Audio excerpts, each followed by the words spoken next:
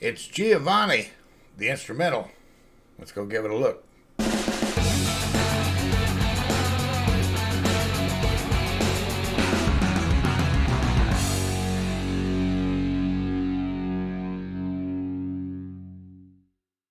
Hey there. So I saw in the comments, many of you recommended this as a comparative listen to the one we just listened to, the live version. So here it is, instrumental only. I think they're called White Room videos, right? Here we go.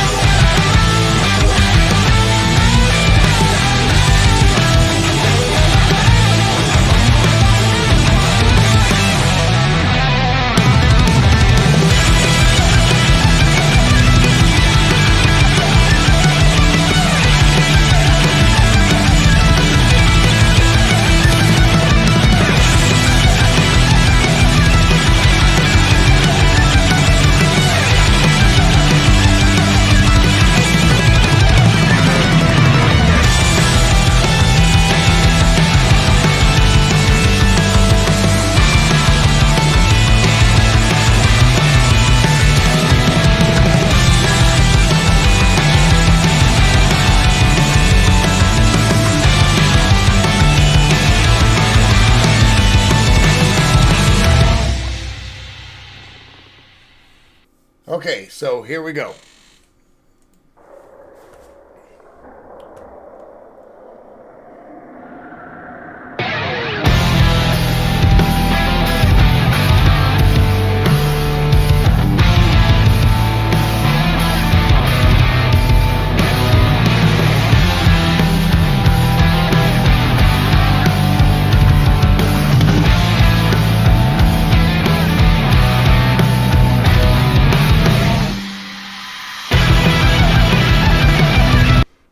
things I want to address here.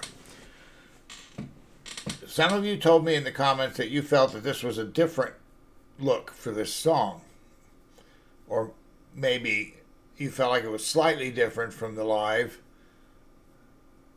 And I thought, well, I'll go back and look at the live cut that we watched together.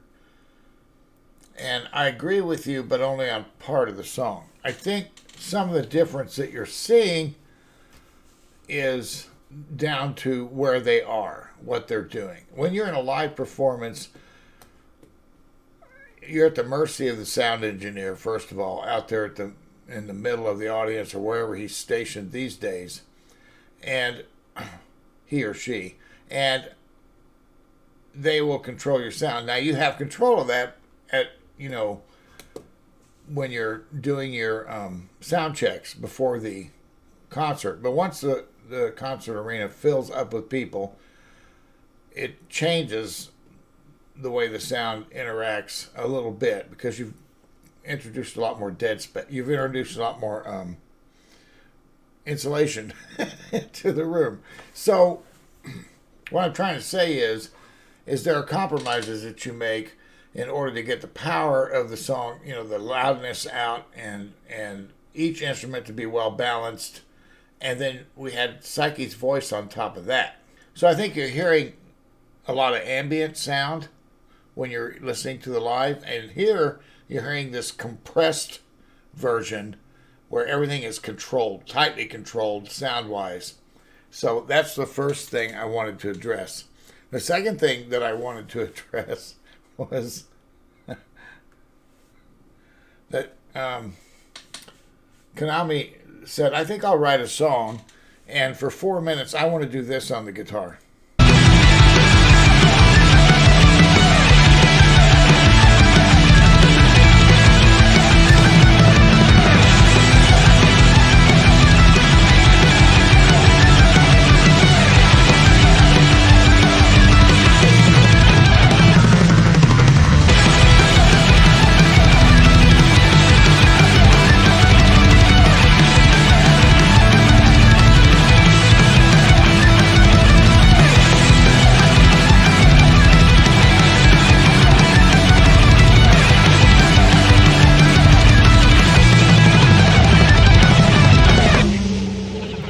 Now, as a guitarist, that's not necessarily super difficult because you get muscle memory and you're doing the same thing over and over again. But it can get hard on your fingers after a while. And she knows she's going to go out and play this live night after night after night after night. I wonder what she thinks of it these days in terms of playing it. So I wanted to also look at one other thing and see if I can back up and just get a shot of it here. I think I can. There. Now you see that Miku is using open chords. She's not using bar chords. Now she does use some in the song, I realize. But for the bulk of the song, she's using these open triads. And it gives, for those of you that don't know, it gives the guitar this brighter ring, this bigger ringing sound, which really underpins the rest of the song. Because Konami's over there doing this single note run almost non-stop. So you got to have some sort of foundation somehow that is big enough to handle that, so that it's not so it doesn't feel disjointed. But I'm guessing that that's why they are using open chords, which everybody does. I'm not saying it's special. So anyway, the open chords help. That's all I was really trying to say. So let's go on here.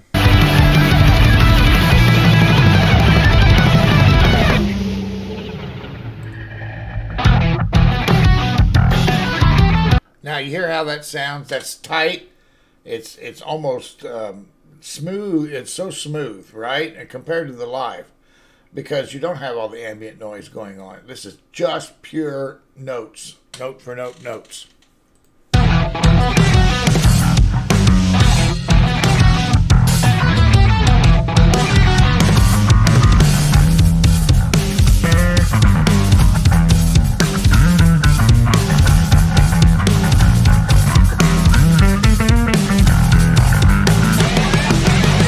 I'll tell you, Akane and Misa are amazing together. Okay, so we've seen the part that I think, it's pretty similar to the live version, but here is where I think it diverges. And I think it does because of the vocal partially. But let's listen to it and I'll tell you what I mean. It starts in about 5 seconds.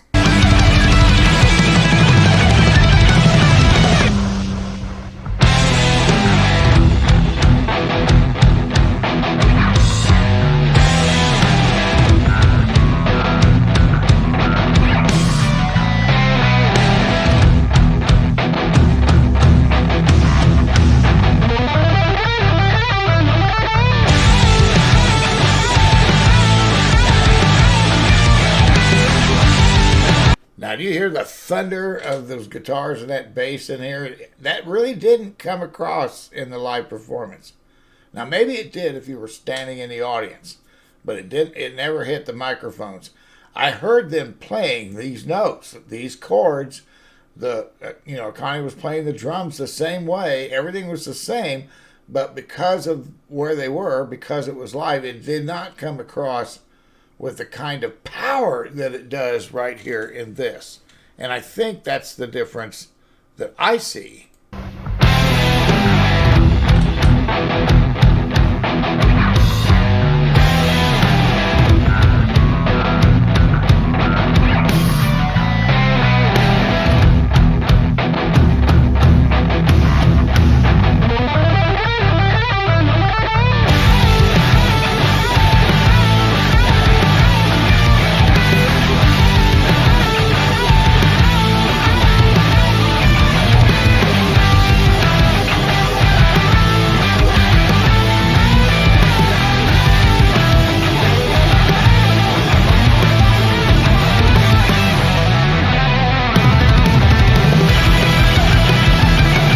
So when I heard this here, I thought to myself, don't tell me Band-Maid can't metal, because they can. But I didn't hear that when I was watching the live one. So maybe that's what you're hearing, but I don't know, I'm guessing. For me, that was the only difference that I heard that I thought was somewhat significant. And again, I think it's just down to, it could even be down to instrumentation. They might even be playing different amps or something, or different, have different settings on there. But, boy, still, just a killer song. Either way, right? Both of them. And they both have lots to, lend to them as far as how incredibly great both performances are. Look at this. This is amazing looking. And they're tearing it up. I mean, tearing it up. And they did the same thing live. So, wow. So I think... I love it. I'm glad you pointed me in this direction. Because every time they perform this, it's going to have a little bit of a different look to it. And I like that about Band-Maid. I like that they can play it all the same way, but I mean, it still has a freshness about it every time. So anyway, thanks for being here. I'm glad you were here, and I hope you have a great rest of the week, but I got to go now, so I will see you later. Bye.